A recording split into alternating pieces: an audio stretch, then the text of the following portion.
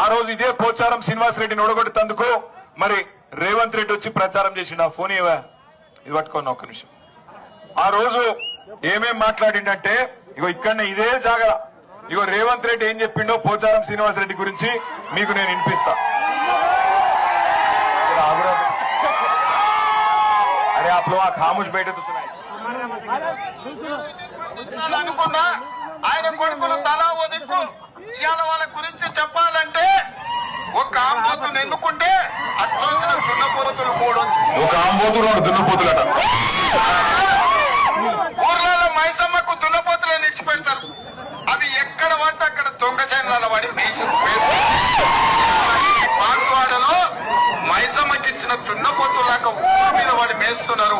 కొంచెమైనా సిగ్గు చేయడం ఉందా అని నేను అడుగుతున్నా. ఇవాళ పోచారం శ్రీనివాసరెడ్డి గారు, నేను శాసనసభకు స్పీకర్, 119 మంది ఎమ్మెల్యేలను నియంత్రించాల్సిన బాధ్యత మీ మీద ఉంది. దారి తప్పితే దారిలో పెట్టాల్సిన బాధ్యత మీద ఉంది. 119 సంఖ్య దేవుడెరుగు అచ్చోసిన ఆంబోతులాకున్న నీ ఇద్దరు కొడుకులను నియంత్రించలేవా? ఇక్కడ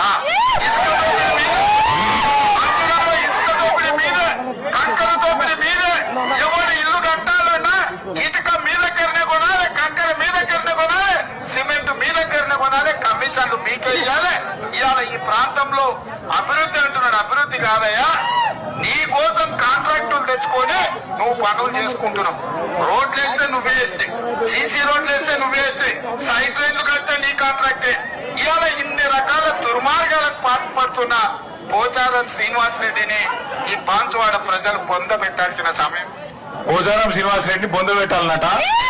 నేను అంటలేను, ఇది నేను చెప్తలేను, కేటీ రామారావు చెప్తలేడు. మీకు ఎవరు చెప్పిరా అంటే